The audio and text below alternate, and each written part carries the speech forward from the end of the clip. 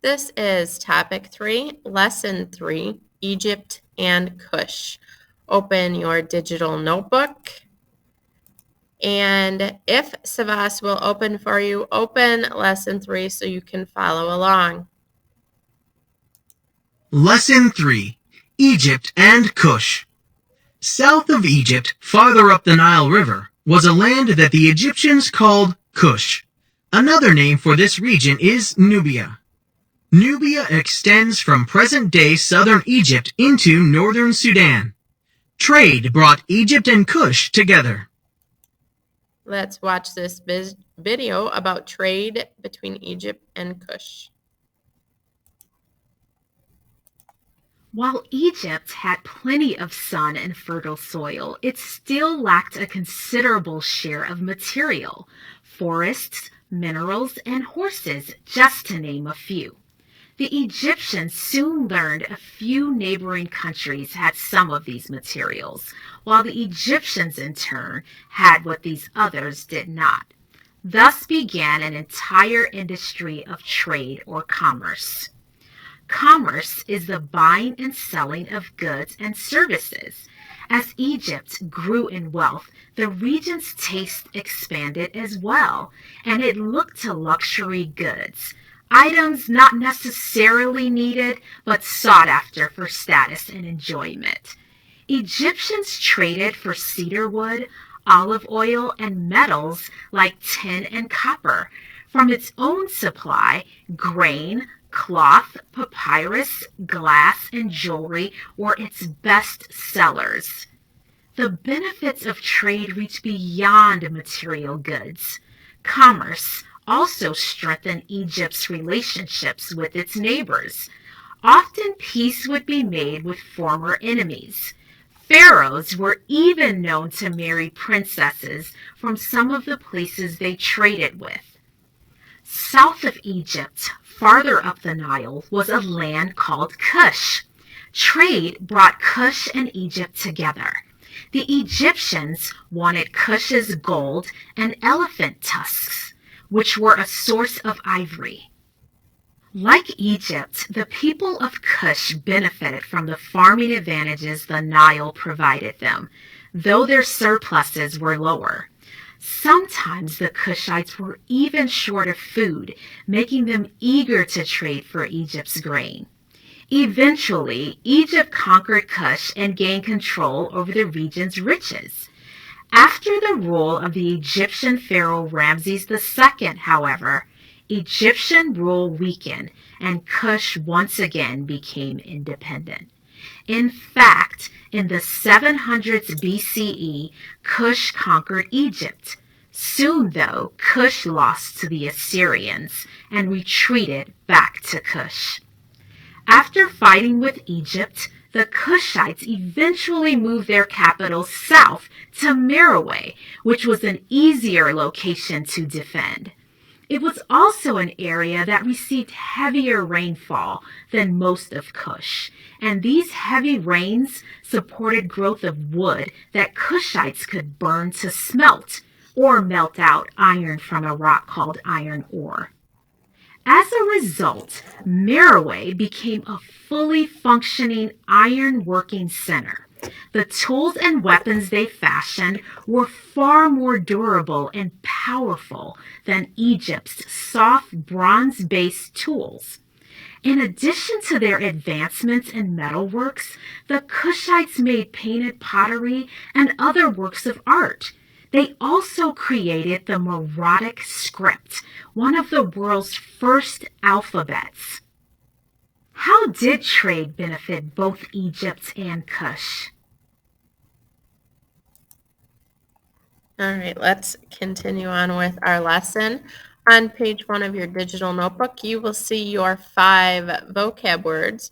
You have commerce, buying and selling of goods and services; ivory, a hard white substance from the tusk of an animal such as an elephant; ebony, black wood from West Africa; interdependence, dependence by each country or group on the other; Meroitic script, one of the world's first alphabets invented in ancient Nubia. Please take 5 minutes and define these words in your digital notebook. Moving on to page 2 in the digital notebook, you need to click next one time from the beginning of Savas. Why was trade important for Egypt and Kush? Egypt was rich in sunshine and fertile soil, but it lacked the forests, minerals, horses, and other useful natural resources found in Kush and other countries. The people of ancient Egypt had to get these resources through trade, or commerce, with neighboring countries. Commerce is the buying and selling of goods and services. As their country grew in wealth, Egyptians also wanted to buy luxury goods from other lands. Luxury goods are expensive goods that are not needed, but that make life more enjoyable. Egyptian luxury goods included precious stones and perfumes. Trade gave Egypt access to goods it would not otherwise have. Number 1 on page 2 of your digital notebook. Notice it is a quiz question.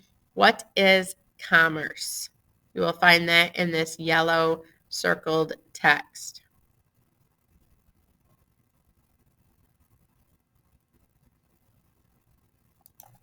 Trade in the Eastern Mediterranean.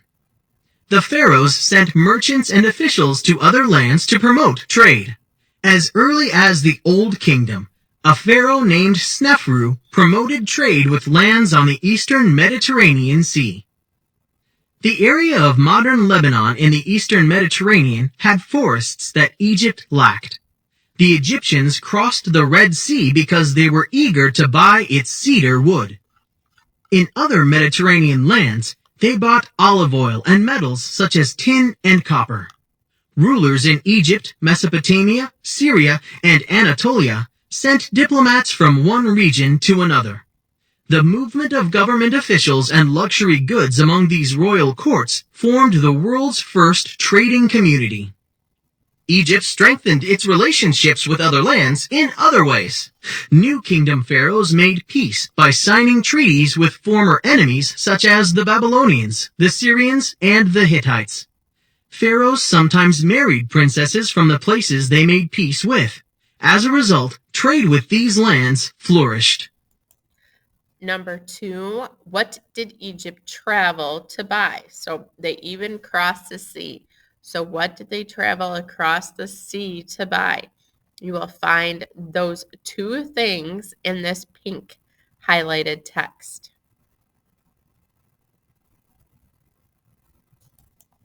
Trade in the Nile Valley. Snefru also boosted trade between Egypt and Kush.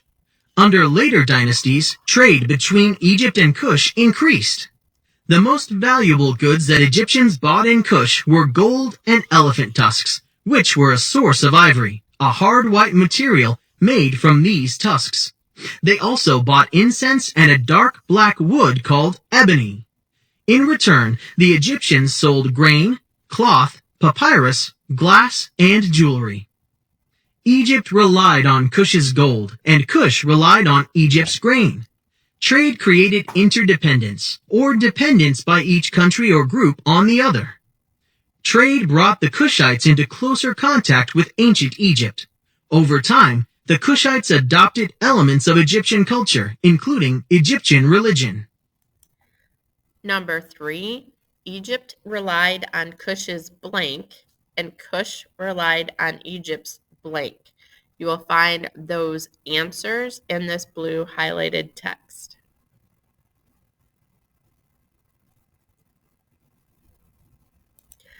We are going to look at the interactive simulation. We have what is a Candace. So I'm going to enlarge this side. Just remember that question. And right here, we will read this. You are the Candace, or Queen of Nubia. You rule over a land with close ties to Egypt.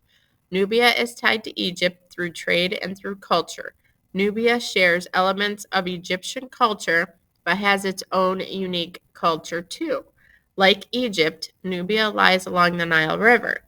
Nubia is powerful, but it has much less farmland than Egypt. far fewer people, and a smaller army. So first of all, in this first couple sentences, what is a Candace? That is your number one question. What is a Candace? Go ahead and get that answer now.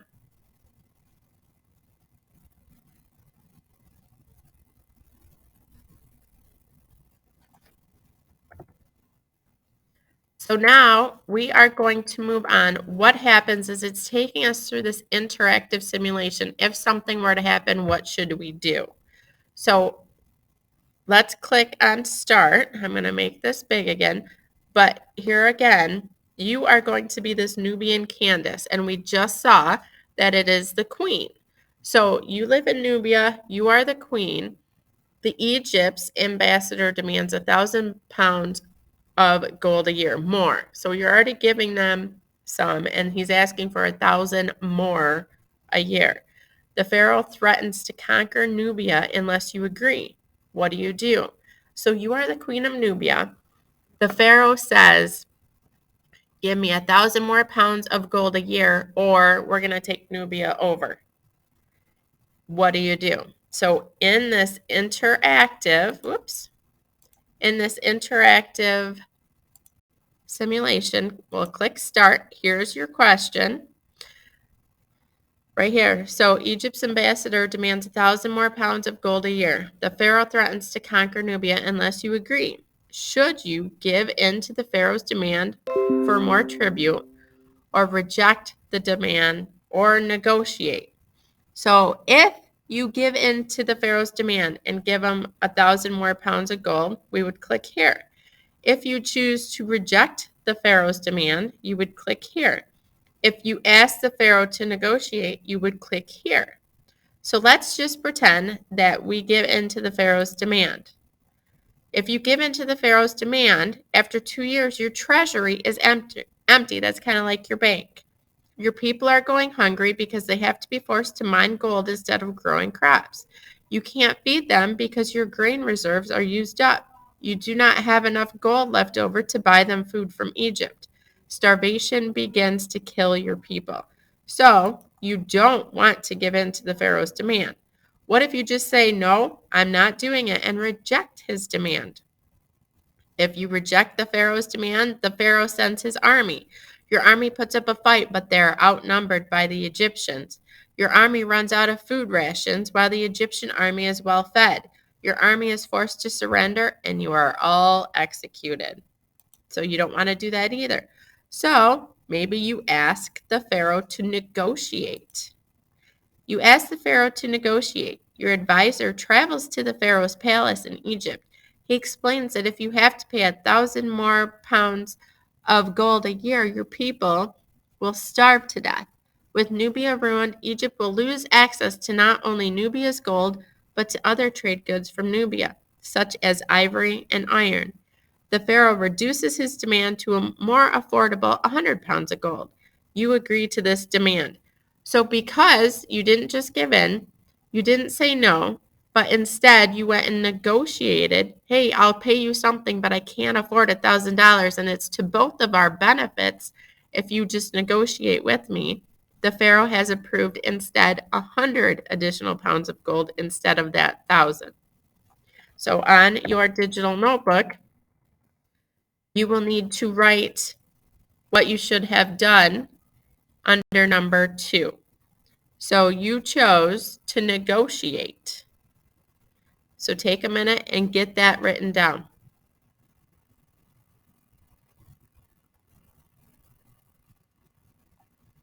If we move on to page 4, there are 2 more situations. So let's go over here. The first one, it's asking about the Nile's last flood was so intense that it washed away the soil from many of the country's fields. What do you do? Well, let's find out what we should do. So let's hit continue. And here's our problem. Should you make your people carry water to new fields, use your stored grain to pay miners, or simply feed the people? So you have 2 options. You order your people to carry water to new fields in the desert, or you use part of your stored grain to pay people to mine iron and gold. So let's see. If we choose this first one, you order your people to carry water to new fields in the desert. Your people grow exhausted and hungry from the hard work of carrying water all day and every day. They have little energy left to tend crops. Many are injured from the hard work and unable to work anymore. Food shortages and starvation kills thousands. So that's not a good option. What about use part of your stored grain? You use part of your stored grain to pay people to mine iron and gold. So you're paying them with grain. Your country's gold and iron production soars. Traders bring the added gold and iron to Egypt. Your traders return with huge grain supplies. You are able to increase your grain storage. So for number three, you'll want to put that what did we do? Use our grain. We use part of our stored grain to pay people to mine iron and gold. So that is what you will put here.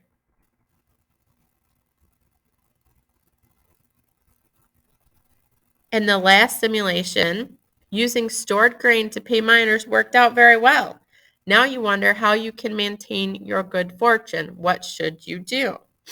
So let's go ahead back to our simulation. Should you pay even more men to mine and trade, send miners back to farming, or just watch your stored grain increase? So you use your stored grain to pay even more men to mine gold and iron. You order mine workers to return to their villages to grow grain. You leave things as they are so that your stored grain will increase. So let's try this. We're going to leave it how it is and keep going. If that happens, if you leave things as they are so that your stored grain will increase, you have to build even more granaries to store that grain that is building up. One day, a fire breaks out in the granaries. Your grain reserves are destroyed in one day. You have lost your wealth, and you will not be able to pay miners to produce gold to sell to Egypt. Well, what if we tell our miners to return to their villages and grow grain? You order mine workers to return to their villages to grow grain. Your people harvest just enough grain to eat with nothing left over to pay their taxes. Remember, those surpluses, they need those. You've run out of stored grain to pay gold miners to provide the gold tribute to Egypt. You cannot pay for soldiers to stop an Egyptian invasion, and Egyptian troops carry you off to be executed. Well, that doesn't sound like a good option. So what about if we use our stored grain to pay even more men to mine gold and iron? You use the stored grain to pay even more men to mine gold and iron. Trade expands with Egypt. Your traders can now buy as much grain from Egypt as the people need. In fact, the large amounts of iron and gold that you can sell to Egypt now allow you to buy precious cedar wood and other luxuries. You can live in greater luxury, and you don't need to worry about the Nile floods or your stored grain anymore. So for this one, you use your stored grain again. So same as the last one. So you use your stored grain to pay even more farmers to mine iron. So go ahead and get that answer.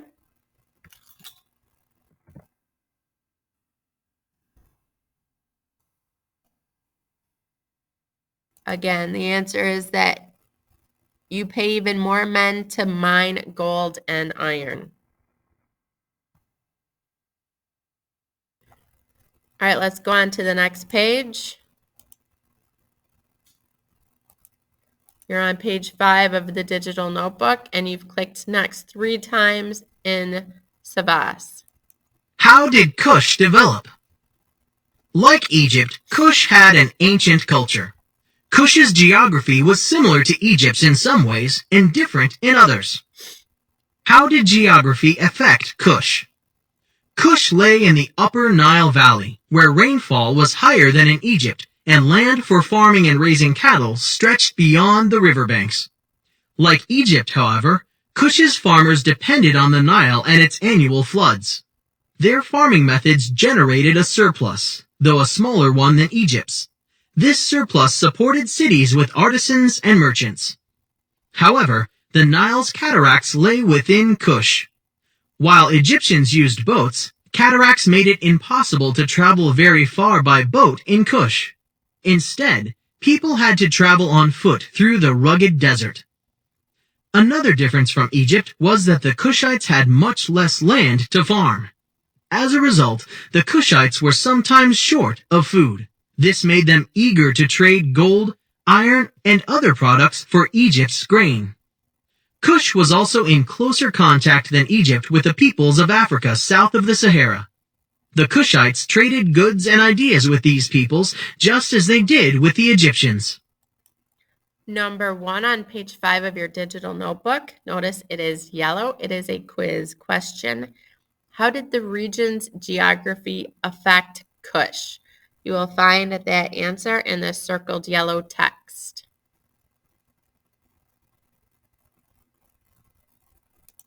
How do we know about Kush? Scholars have used both historical records and archaeological evidence to learn about Kush. Written records in Egypt document trade with Kush. They also describe a powerful kingdom in Kush modeled on the kingdom of Egypt. Some of the evidence of trade with Egypt comes from archaeology. Archaeologists have also found that the Kushites and Egyptians both saw kings as gods. This idea was common in Africa and may have come to Egypt through Kush.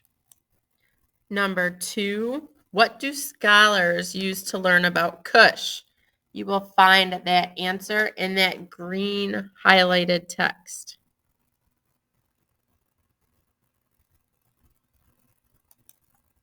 Page 6 of your digital notebook. We have now clicked next 4 times if you were from the beginning. Kush and Egypt.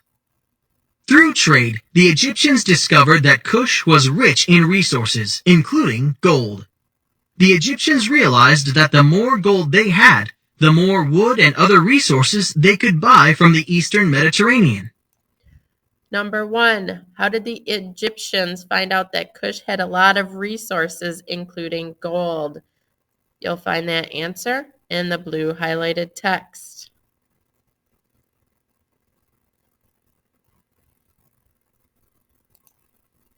Egypt conquers Kush.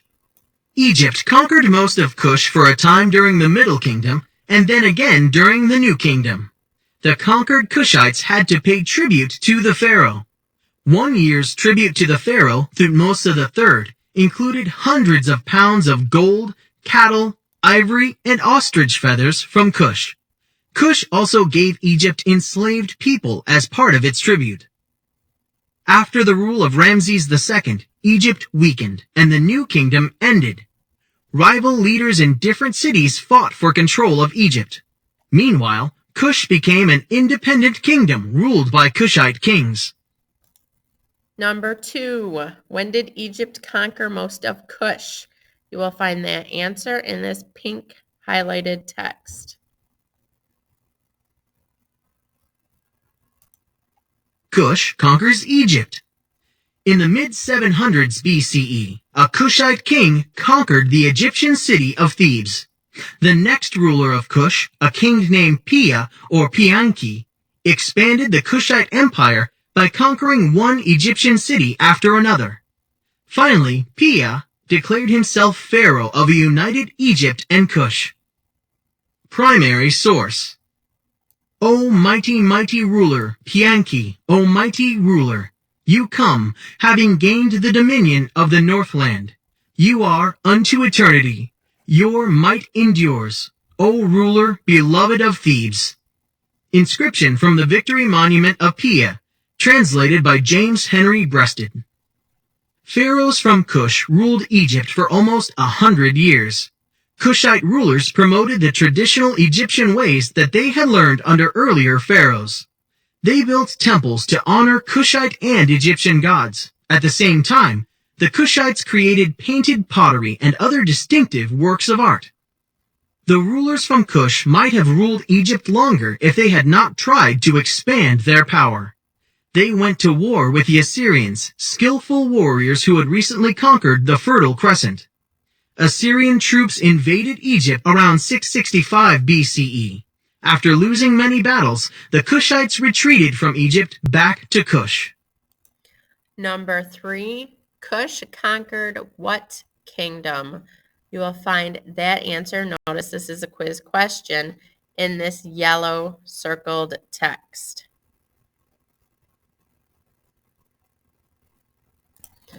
All right, moving on to page 7 of the digital notebook.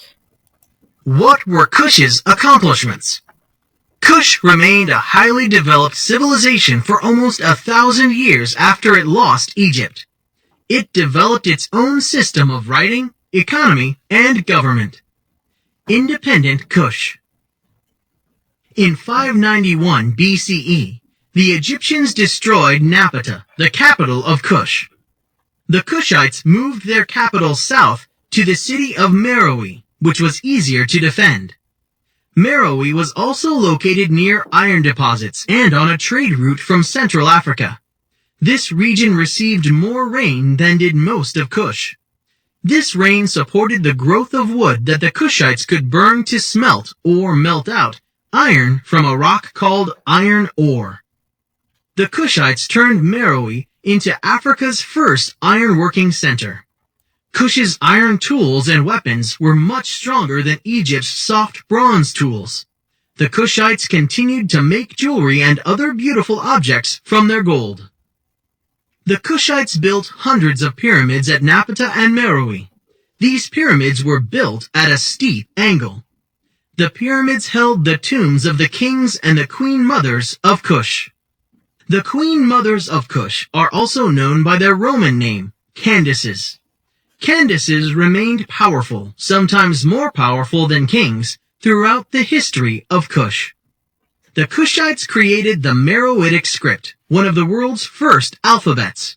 Scholars have learned to read this alphabet, but still don't understand the words of the Meroitic language written in it.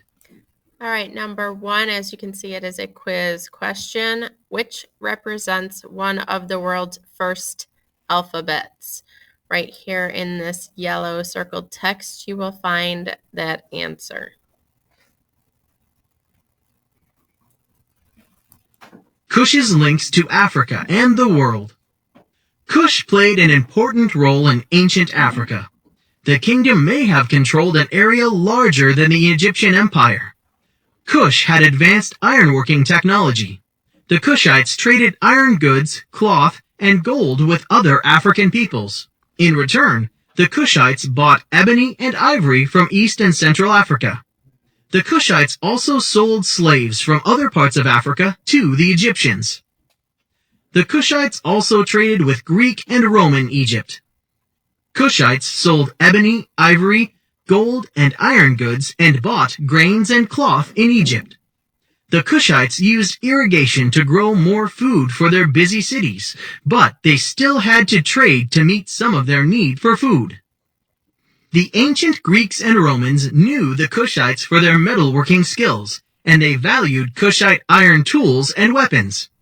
Ports on the Red Sea allowed the Kushites to trade with countries as far away as India. By the 200s CE, war with the Roman Empire, which controlled Egypt, had weakened Kush. Meanwhile, desert peoples raided Kush's cities and disrupted its trade. Finally, in the 300s, Kush was conquered by the kingdom of Aksum, centered in the present-day country of Ethiopia to the southeast. Throughout its history, Kush had linked Africa south of the Sahara with other ancient civilizations. The Kushites created patterns of trade and farming that continued after the conquest by Aksum. These traditions have continued in the region to this day. Number 2, Kush is best remembered for, in this circled yellow text, you will find that answer, and this is a quiz question. So if we are reviewing for the quiz, you have page 1, all 5 vocab words. Make sure they are defined using the Savas or PowerPoint definition.